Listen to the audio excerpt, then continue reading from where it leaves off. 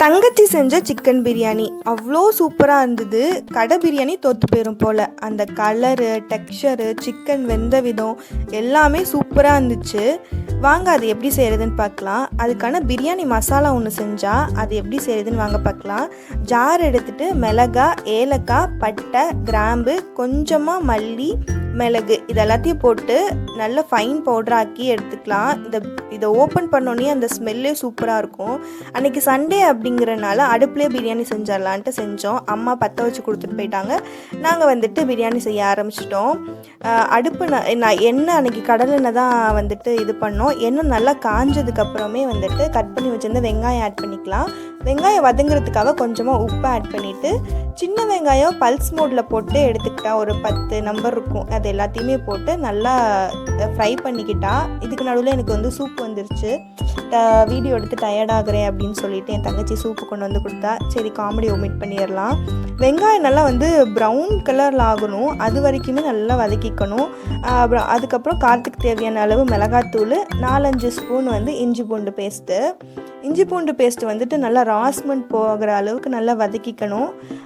1/2 kg சிக்கனுக்கே வந்துட்டு ஒரு 3 தக்காளி தான் ஆட் பண்ணால். தக்காளி நிறையா ஆட் பண்ணால் தான் வந்துட்டு தக்காளி சாதம் மாதிரி போகுதுன்னு நினைக்கிறேன். தக்காளி கம்மியாக ஆட் பண்ணிக்கோங்க. அப்புறம் ஒரு பச்சை மிளகாய், வாஷ் பண்ணி வச்சுருந்த கொத்தமல்லி, புதினா, அப்புறம் ஒரு பாக்கெட் தயிர் ஃபுல்லாகவுமே ஆட் பண்ணிக்கிட்டா. இது எல்லாத்தையும் போட்டு நல்லா வந்துட்டு கிண்டி விட்டுக்கிட்டா, அந்த ரா ஸ்மெல் எல்லாம் போகிறதுக்காக. அப்புறம் வாஷ் பண்ணி வச்சுருந்த சிக்கனு பிரியாணி செய்கிறதுக்காகவே அன்றைக்கி லெக் பீஸ் வாங்கிட்டு வந்திருப்பாங்க போல். நானே வீடியோ எடுக்கும் போது தான் பார்க்குறேன். அதுக்கப்புறம் வந்துட்டு நம்ம சீக்கிரட்டாக அரைச்சி வச்சுருந்தா பிரியாணி மசாலா ஆட் பண்ணிக்கணும். நான் போட்டோம்ல நம்ம குவான்டிட்டி அது எல்லாமே ஃபுல்லாகவே ஆட் பண்ணிக்கணும். அப்போனா தான் வந்துட்டு பிரியாணி நல்லாயிருக்கும். அப்புறம் இது எல்லாத்தையும் போட்டு நல்லா கிண்டி விடணும். ஏன்னா அந்த சிக்கன் அந்த மசாலா இறங்குறதுக்காக. இந்த கிண்டி விடும் போதே பாருங்களேன், அந்த டெக்ஸ்சர் அவ்வளோ சூப்பராக இருக்குது. அந்த கலர் வந்துருச்சு பாருங்களேன், அந்த பிரியாணி கலரு அந்த மசாலா போட்டதுக்கப்புறம். அப்புறம் தேவையான அளவு உப்பு. இதுக்கு நடுவில் என் தம்பி சிலம்பம் கிளாஸ்லேருந்து வந்துட்டு காலையிலே பிரியாணியா அப்படின்னு சொல்லிட்டு சார் வந்து ஃப்ரெஷ் ஆகிறதுக்குள்ளேயே வந்துட்டு உப்பு இருக்கான்னு வந்து டேஸ்ட்டு பார்த்துட்ருக்காரு. அப்புறம் தான் போய் ஃப்ரெஷ் ஆகிட்டு வா தம்பின்னு போய் அனுப்பிவிட்டோம். அதுக்கப்புறம் வந்துட்டு தேவையான அளவு தண்ணி ஊற்றிக்கணும். தண்ணி எவ்வளோனா அன்றைக்கி துளசி பச்சை அரிசியில் தான் செஞ்சுருந்தோம். 1 கப் துளசி பச்சை அரிசிக்கு 2 கப்பு தண்ணி ஆட் பண்ணிக்கிட்டோம். அதுவும் இல்லாமல் அன்றைக்கி 5 கப்பு அரிசி, 10 கப்பு அது வந்து தண்ணி. அப்புறம் சிக்கனுக்காக 2 கப்பு எக்ஸ்ட்ரா ஆட் பண்ணிக்கிட்டோம். அப்புறம் தண்ணி நல்லா கொதிச்சதுக்கப்புறம் நம்ம ஊற வச்ச அந்த அரிசியும் எடுத்து ஆட் பண்ணிக்கலாம். ஆட் பண்ணிவிட்டு 1/2 லெமனை வந்து பிழிஞ்சு விட்டுக்கலாம். அதுக்கு கேப்பில் என் தம்பி வந்துட்டு நல்லா ஃப்ரெஷ்ஷாகி வந்துட்டான். வந்து பிரியாணிக்காக எப்படி ரெடியாகி உட்காந்துருக்கான் பாருங்கள். அப்புறம் சாதமும் தண்ணியும் ஒரே ஸ்டேஜ் வரணும், அப்படின்னா தான் தம்மு போட முடியும். ஒரே ஸ்டேஜ் வந்ததுக்கப்புறம் அந்த பிளேட்டை மூடிட்டு அடியில் இருக்க கறிக்கட்டையை எடுத்து மேலே போட்டுட்டோம்.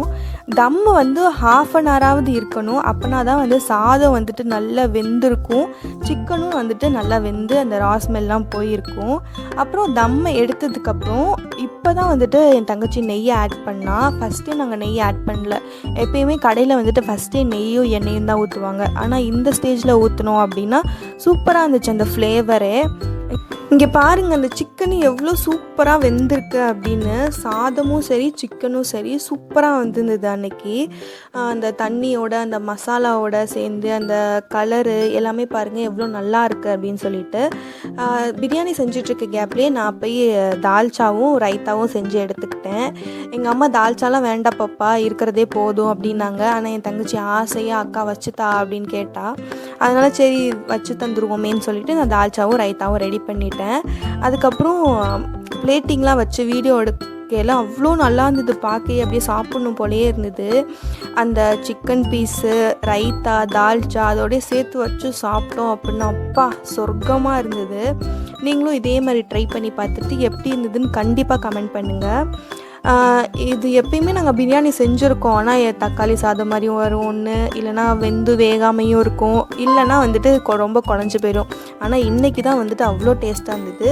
அப்புறம் பிளேட்டிங்லாம் வச்சு வீடியோலாம் எடுத்துகிட்டு ஃபஸ்ட்டு டேஸ்டிங்க்கு அம்மாவுக்கு தான் கொடுத்தோம்.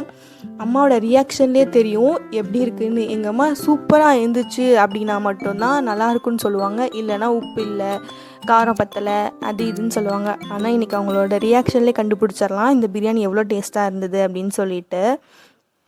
நீங்களுமே வந்துட்டு இது மாதிரி எப்படி இருக்குன்னு செஞ்சு பார்த்துட்டு கமெண்ட் பண்ணுங்கள். இந்த வீடியோ உங்களுக்கு பிடிச்சா லைக், ஷேர், சப்ஸ்கிரைப் பண்ணிட்டு மறக்காமல் பெல் ஐக்கானை கிளிக் பண்ணுங்கள். Tata bye bye. See you on the next video.